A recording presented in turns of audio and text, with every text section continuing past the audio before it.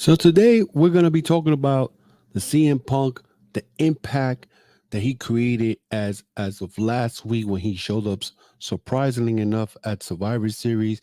We're going to be talking about the behavior clause that he has on his contract, the NDA contract that he signed with AEW, and we're going to be talking about all the other stuff. Who is going to be his first opponent? Is he going to wrestle Seth Rollins at Wrestlemania 40 night one? We're going to have that and much more on the Chokeslam Wrestling Report, and we are live. Is the moment we've all been waiting for the thousands in attendance and the millions watching around the world. Ladies and gentlemen, let's get ready to rumble!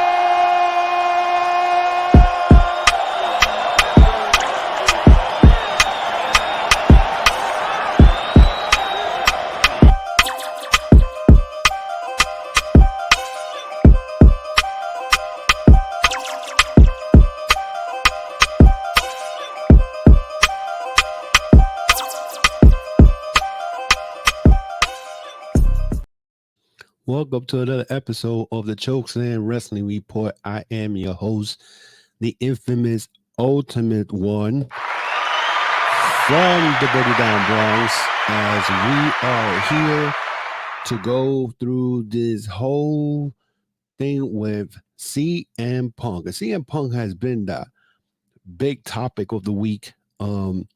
We did a audio podcast this week through Apple, Spotify, iHeartRadio, so you guys can go check it out and give you my honest review on my reaction of CM Punk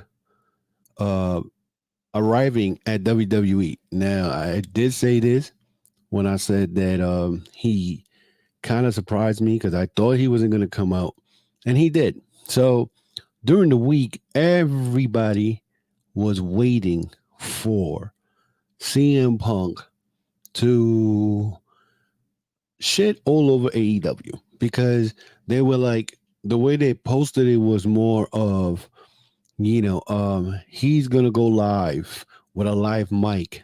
So everybody was expecting him to get on a live mic and just let it all go out about AEW. So as reports continue on this week on about CM Punk and why his promo was cut short, and he didn't really say much, had everybody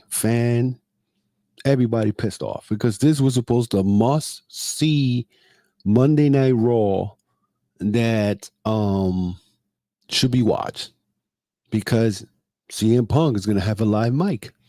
Now, I don't watch Monday Night Raw like that. I don't sit there 3 hours on Monday and pretty much sit there and watch the program.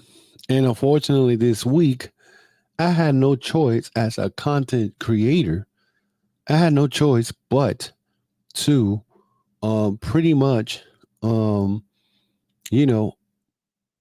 about this, and or either watch this so I could talk about it.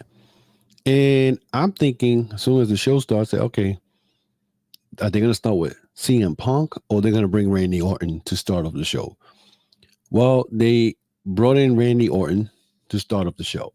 Now, which made sense, because Randy Orton's been out for 18 months with an injury, just returned at the Survivor Series.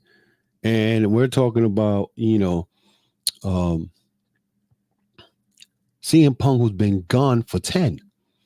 So they figured, well, we're going to leave the best for last, according to the way I was looking at it. So I figured, well, he might come out at the 9 o'clock hour. The 9 o'clock hour hit. I changed the channel to watch football, went back to the channel at 9 o'clock. We have Cody Rhodes announcing that he is going to be the Royal Rumble, only to get missed by Nakamura. Then we go to the 10 o'clock hour. I believe, who the hell was it? I think Zoe Stark versus Nia Jax, which I roll my eyes like, please. Then they had the Randy Orton versus Dominic. And finally, around 10:51, that's when Mr. CM Punk went on the mic.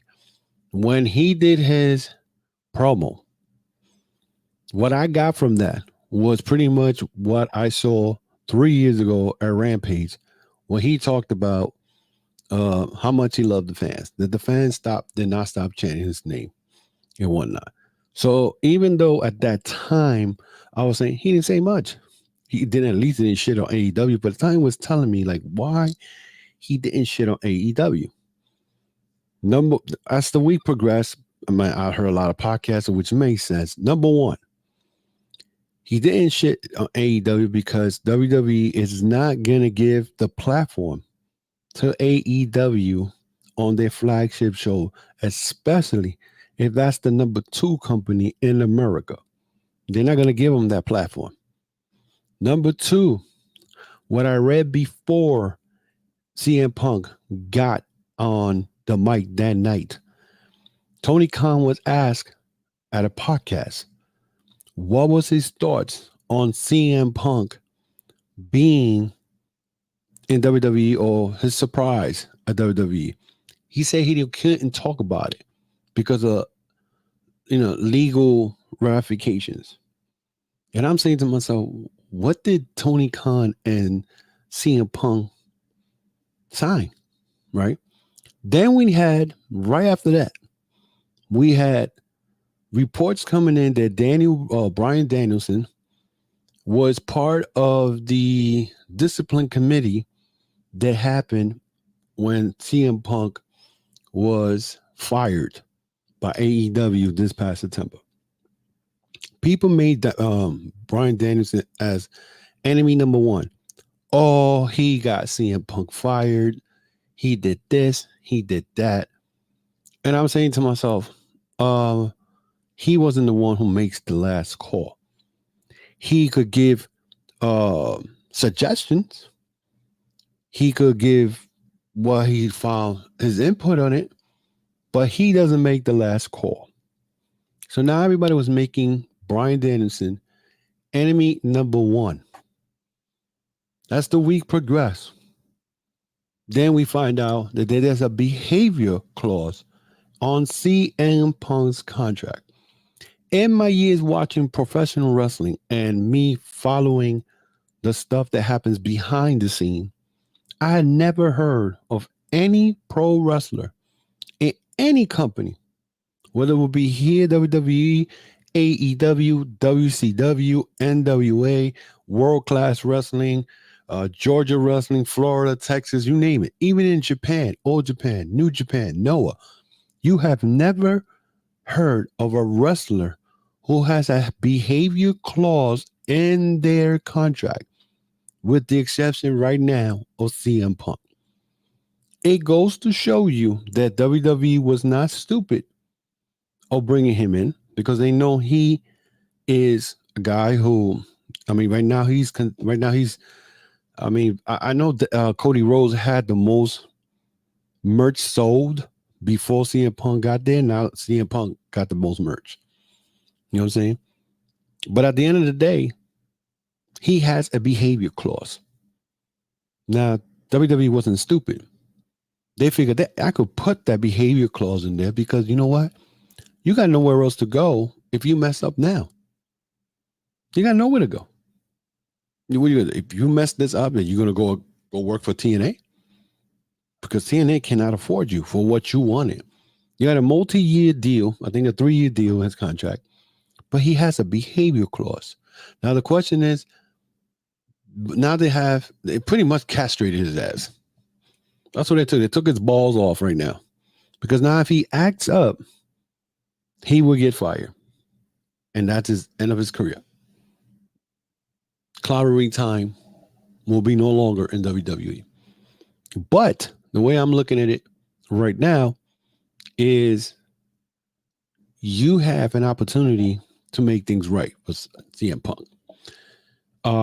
I always said, and I had a conversation with my boy Jay yesterday as we were in House of Glory, and we were talking about this. I believe that what he always wanted in WWE was the main event and WrestleMania. When he fought The Undertaker, I think it was 2012, 2014, something like that. That should have been main event. But WWE already had it out for him. Then he gave him the main event because he was talking. You know what I'm saying? He was letting his feelings be known behind the scenes. Now, he can't say nothing. Because if he acts up, they're going to be pointing, oh, you know you signed that, right? Behavior clause. You got to be a good boy. No, it's a messed up situation because that means that WWE could come out of nowhere and treat him like how they treating Cody Rhodes, even though Cody Rhodes is very popular.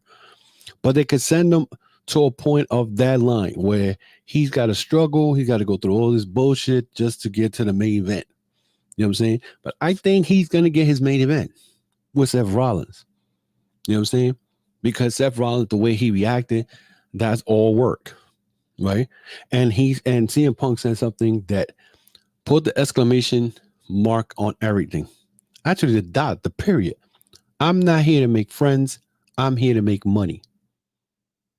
That's all he's here for. Even though he kind of contradicted himself. He's like, oh, I love my people. People hug me in the bag, whatever. But he's making it know, I'm not here to make friends. I'm here to make money. And he's letting you know that that's what he's doing. He's willing to make business. Now, do I think he's a hypocrite? Oh, yeah, he's definitely a hypocrite, but it doesn't change the fact that now he being in WWE changes his landscape in WWE. Does he make wrestling better? Wrestling was already better. Really, and I'm going to say this, and a lot of people are not going to agree. We don't need CM Punk back in wrestling. We don't. We got enough people that can make noise. But the difference between CM Punk and everybody else, regardless if he's not in wrestling, he's still the talk of the town. You know what I'm saying? But now, they said hell froze over. That was his first line when he got that mic. So now you're back in WWE. Now, is he going to be a part-timer? I believe he's going to be a part-timer. And whether he's a part-timer or not, he's going to make money. And I think it's better that he is a part-timer. I mean, there's rumors right now with that he might wrestle Roman Reigns, but this is after Roman Reigns loses the belt to Cody, which I want Roman Reigns to wrestle him while he has the world title and beat CM Punk. Because there's a story behind that with the Roman Reigns and CM Punk. There was, I can't remember who brought it up, but there was word that when the Shield first started, CM Punk did not want Roman Reigns to be part of the Shield. He wanted Chris Hero to be part of the Shield. And according to Jay, I think Jay said that they wanted Dean Ambrose to stay in NXT because they wanted him to be this big heel. But I don't know. I mean, it's true or not. But I believe he wanted Chris Hero to be part of the Shield because Chris Hero and CM Punk go way back.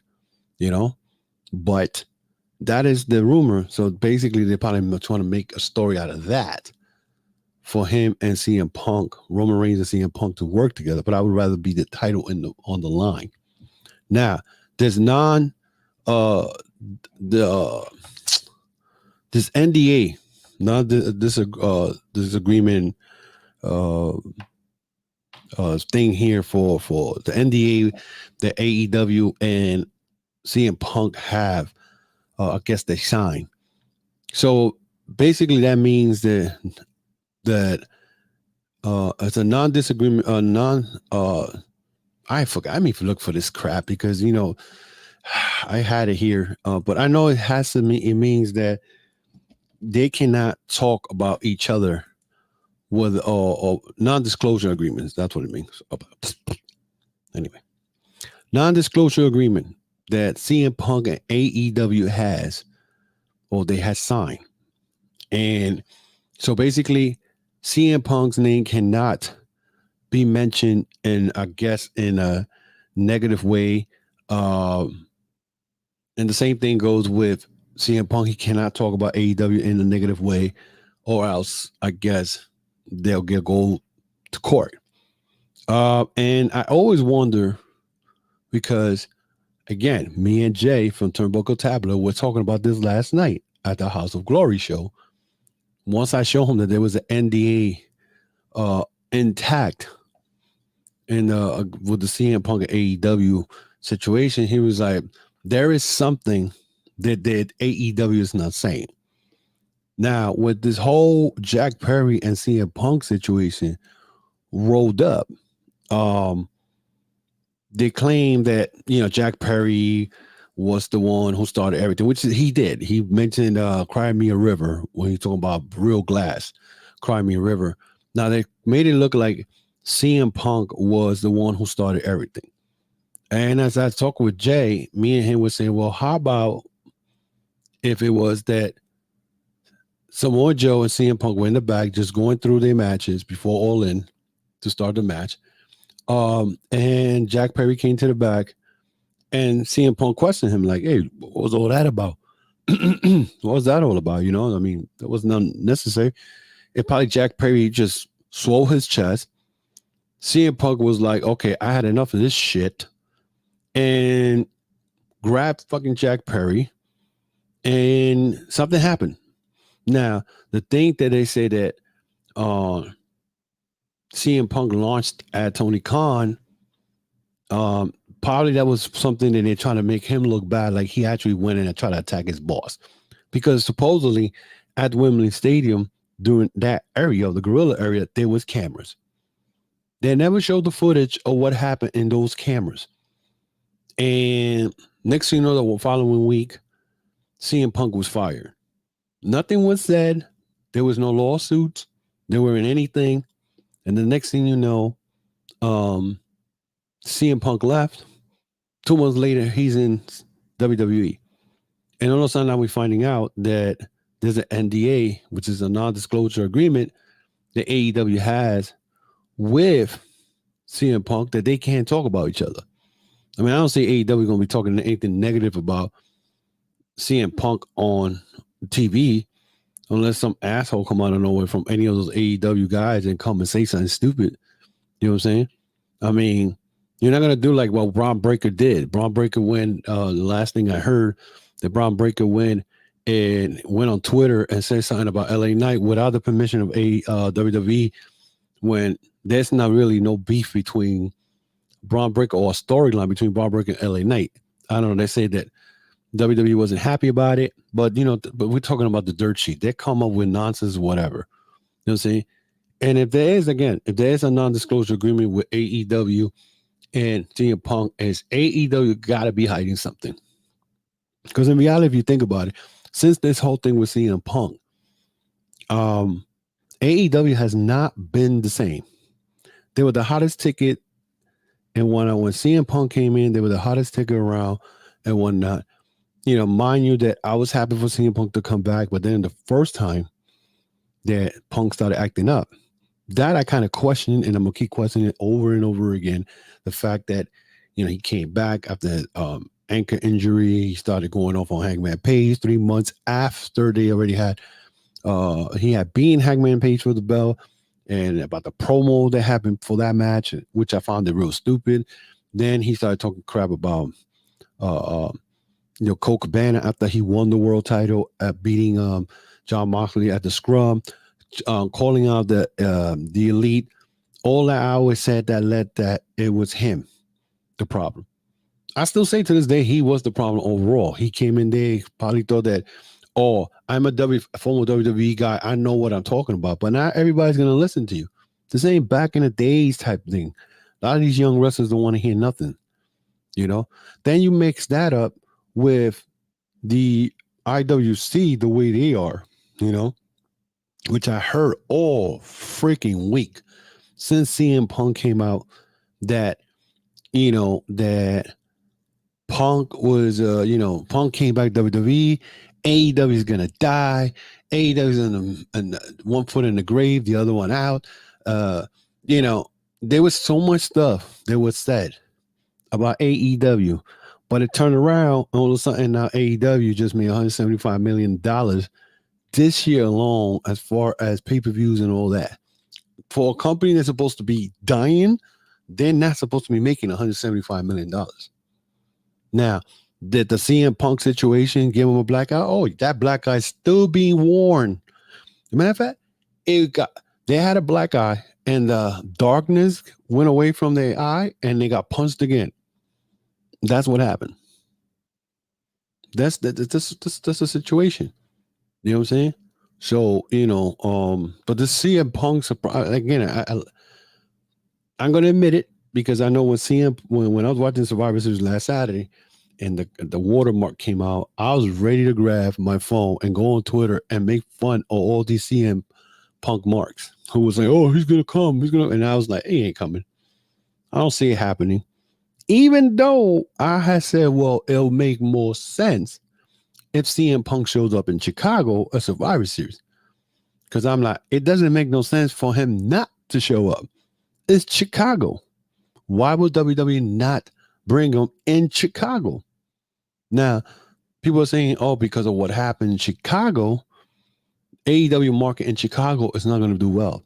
That's not right. Because if anything, like Bright, AEW All In and All Out started in Chicago without CM Punk. That's what I love it. We're alive. We're damn live. You know what I'm saying? We're alive. And the funny thing is that, I can make mistakes and talk all the nonsense and whatnot. It's getting videotape. You know what I'm saying? But at the same time, like I said, and again, I'm going to make it clear because I have people saying that I hate CM Punk. I don't hate CM Punk as a performer. I hate CM Punk as a man, not a man of his word, but he's a smart man because he figured, well, I'm not signing with TNA. I'm not signing with NWA. And I definitely ain't coming back to AEW because I just got fired. Let me try to go back to WWE. I know I'm going to tuck my balls in and whatnot and go sign a contract with them and, do what I got to do. And apparently that's exactly what he did. But at the end of the day, there's a behavior clause in there, which he's going to have to follow and whatnot. And this contract with AEW, with the non-disclosure agreement, what's going to happen with that? Well, AEW, those 3 letters cannot be coming out of his mouth. Now, do I feel that they're gonna do the same thing they did to Cody Rhodes to him? Maybe, maybe not. But then again, he could be, I believe, if I'm correct, he's gonna be a part-timer. I think he's gonna be a part-timer. So he'll probably come into big shows or whatever. Does that affect the rest of the locker room? Of course, it affects the rest of the matter of fact, it's affecting the whole storylines now.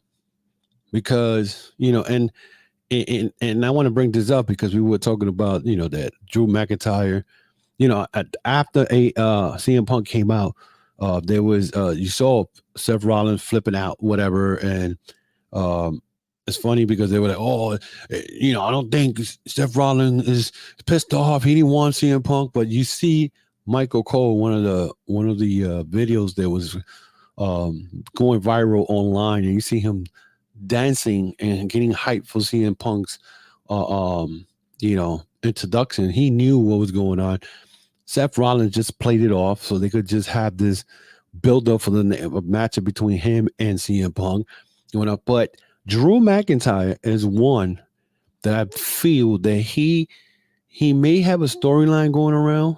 And right now, I think he attacked Seth Rollins, and I think he's going to wrestle Seth Rollins at the Rumble. And I don't know if they did this on purpose just to keep following the storyline where Drew McIntyre said he's frustrated because he feels that he's not getting the title shots. But he brought up the part that the poster for the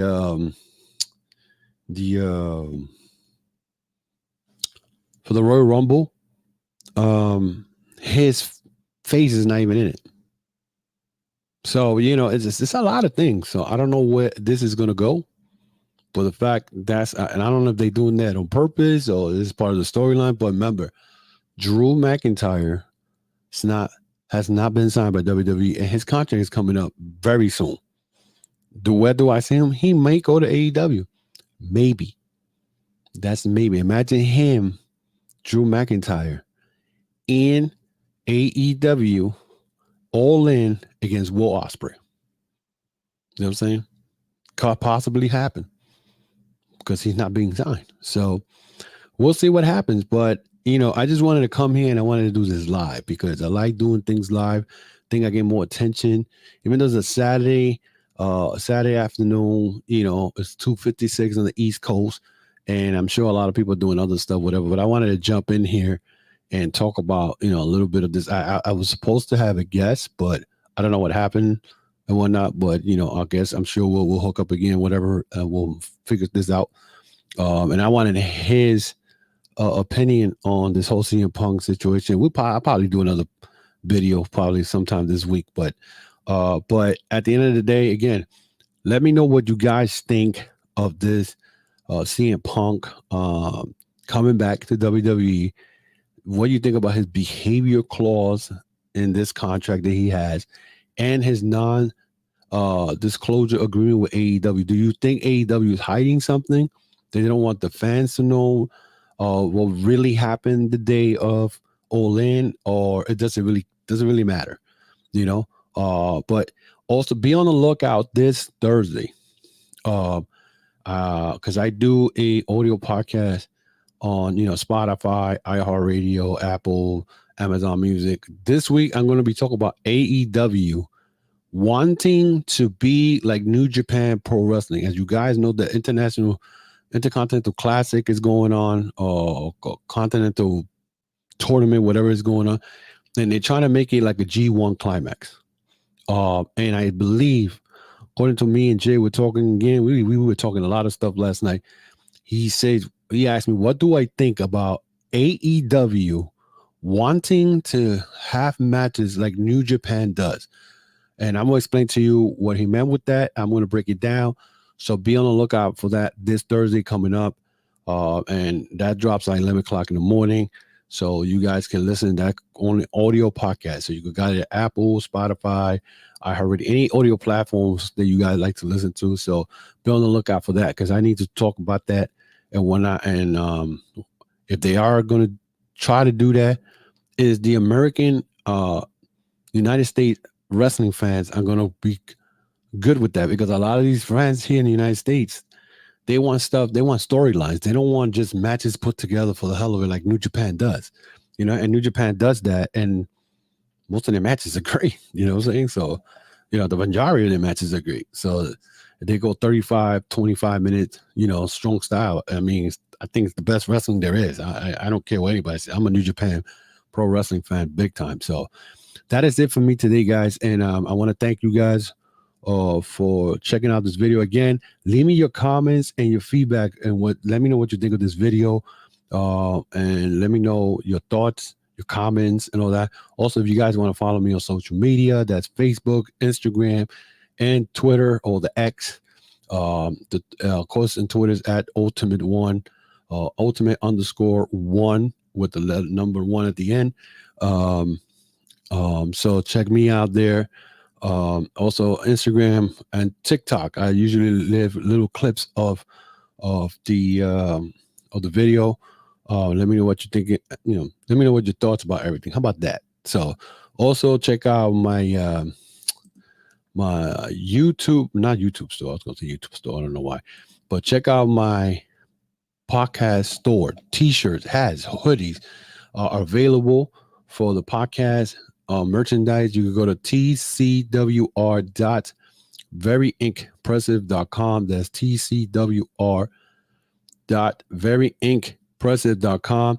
You go to the description down on my YouTube channel and you click it, and it'll lead you directly to the the website, and check out the merchandise. I got hoodies, sweaters. Oh God, hoodies, hats, t-shirts. Check it out. Support the podcast, guys. Support the podcast. And again, thank you for you guys listening. And I will definitely check you out.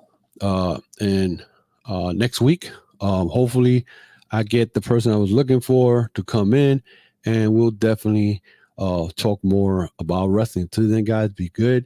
I'll see you guys next week.